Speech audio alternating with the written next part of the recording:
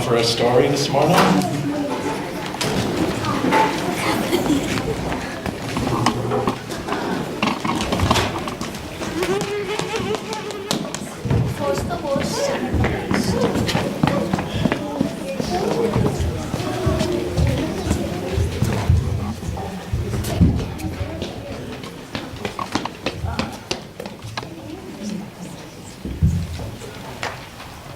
Well, hello everybody.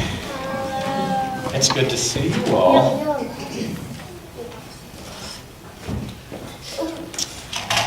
I have a story to tell you this morning, and I've kind of told this story a few times, but never quite like this.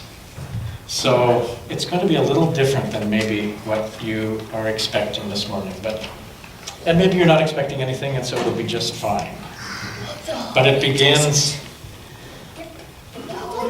in the dry land, in the land where Jesus was born and taught people about love. And this is a story that happened just a little, well actually, no, that's not true. It happened after Jesus was born, but before anybody knew about him. That's when it happened. But it started with a little boy named John. And John lived in a town in the land called Judah.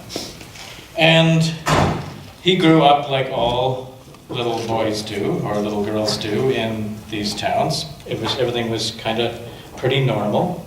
It wasn't a very wealthy town, so people worked pretty hard. But what he noticed as he was growing up was that people didn't really know God. They went to church every week, or synagogue in the case of this place, but he didn't have a sense that God was in their hearts, and he didn't have a sense that God was in his heart. He thought there were just too many rules and not enough love. It seemed to be more about obeying all the right things and not really about love.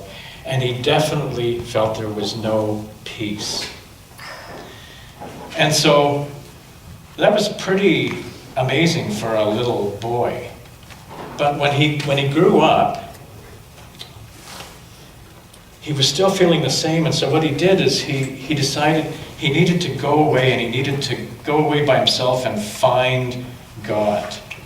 And so he left the town and went out into the desert, out into the wilderness, where there really wasn't very much at all. But he did come to a river called the Jordan River. There are no rivers in the desert. Well, there are. They're not blue, though. They're mostly brown, but there are rivers there. And so he ended up by himself by the river. And it was there that he discovered a sense of peace and what love was really about and what God was really about. And so anytime somebody would come by, he would tell them about that and say to them, you have to change, you have to live differently, you have to let love guide you instead of all the rules, you have to let love guide you. And eventually, more and more people started to come and join him out in the desert. And he would say to them, you have to change your hearts and you have to change how you think and live in a different way in the world. And when people decided to do that, he would baptize them by plunging them down under the water in the river. And he became known as John the Baptist. And every time he would say, I'm baptizing you with water to help you to commit to changing your life, but someone is coming who will baptize you in a different way.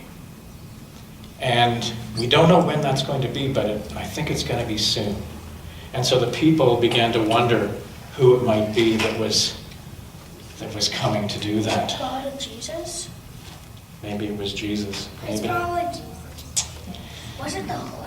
I wonder why John felt he had to go away to find God. I wonder why he felt he had to do that. Well, because this place is full of rules. It's noisy. It's the work. Yeah, it was full of rules and it was just full of work and it was too hard. Yeah. It was cluttered. Is it gonna be marriage or something? And I wonder why so many people eventually came to see John. Because he had good words. Or he could hypnotize you He could hypnotize you. and teach us. And I wonder why John told everyone that he met that they had to live differently. They had to change their lives and live differently. Because they were living in a bad way and they had to follow the rules and they weren't living in a nice way. Because they weren't living in a nice way. And these people are great and those people are not. Yeah. So they lost their happiness, like in their shows, they lost their happiness. I'm really impressed, Fanny, because that's why I chose these gray people and these colored people, brightly colored people, because it's like life is different once we feel love. Yeah. Well, that's a story. This is really a story about peace, because peace can only happen when we feel it inside. That's how it begins. So we're going to sing our Advent song, but this week instead of hope shines, it's peace shines as a solitary star. And then you're welcome to head off to Children's Church. And we'll see you back here for communion in a little bit. Peace shines as a solitary star. I want to get two. One.